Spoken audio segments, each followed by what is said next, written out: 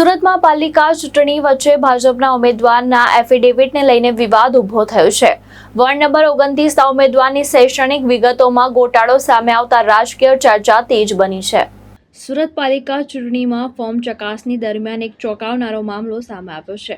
Ward number 29ના ભાજપના ઉમેદવાર દ્વારા આપવામાં આવેલી માહિતી મુજબ તેમણે MAની ડિગ્રી 1996માં મેળવી હોવાનું દર્શાવ્યું છે, જ્યારે BAની ડિગ્રી 1997માં મેળવી હોવાનું જણાવાયું છે।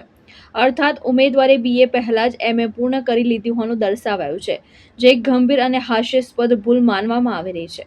આ મામલે પ્રશ્ન ઉઠી રહ્યા છે કે આવી સ્પષ્ટ ભૂલ હોવા છતાં ચૂંટણી પંચે ફોર્મ મંજૂર કેમ કર્યું। આ શૈક્ષણિક વિવાદને કારણે વોર્ડ નંબર 29માં ચૂંટણીનો માહોલ વધુ ગરમાયો છે અને ઉમેદવારની પ્રામાણિકતા અંગે ચર્ચા તેજ બની છે। નમસ્તે, રવિ માંગરોળિયા, સ્ટેટ મીડિયા કો કન્વીનરની જવાબદારી। યુનિવર્સિટી ઉપર શું કાર્યક્રમ રાખ્યો? હાલમાં છેલ્લા 3 વર્ષથી વિદ્યાર્થી જ્યારે કોલેજમાં આવે તો એમના માટે સરકાર દ્વારા જીકાસ પોર્ટલ શરૂ કરવામાં આવ્યું છે।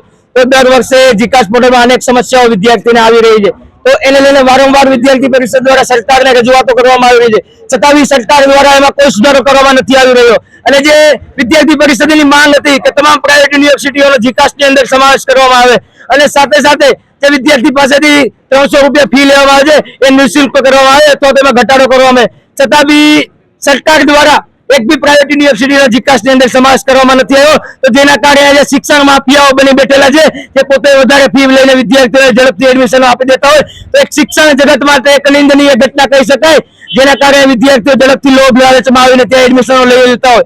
એને લઈને વિદ્યાર્થી પરિષદે આજે આખા પ્રદેશભરમાં પ્રદેશવ્યાપી આંદોલનના માધ્યમથી જણાવવા માંગે છે કે આગામી સમયમાં તમામ પ્રાઇવેટ યુનિવર્સિટીઓનો જીકાસની અંદર સમાવેશ કરો।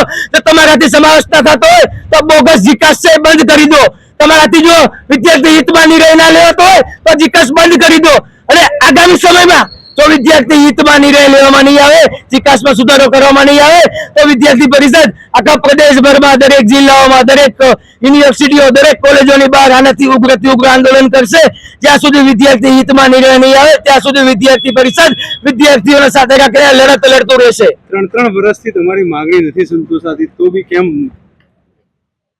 છેલ્લા 3 વર્ષથી વિદ્યાર્થી પરિષદ અલગ અલગ મુદ્દાઓને લઈને સરકારને રજૂઆત કરે છે, તો સરકાર દ્વારા સરકારને જે મુદ્દાઓ આપવામાં આવે છે એ મુદ્દાઓમાં સુધારો કરવામાં આવે છે, પણ અમુક મુદ્દાઓ છૂટી જતા હોય છે। તો એ મુદ્દાઓ જે વિદ્યાર્થી જ્યારે ફોર્મ ભરે છે તો એ મુદ્દાઓ વિદ્યાર્થીને અસર થતા હોય, તો એને લઈને આજે વિદ્યાર્થી પરિષદ દ્વારા ઉગ્ર રજૂઆતો આંદોલનો કરવામાં આવી રહ્યા છે।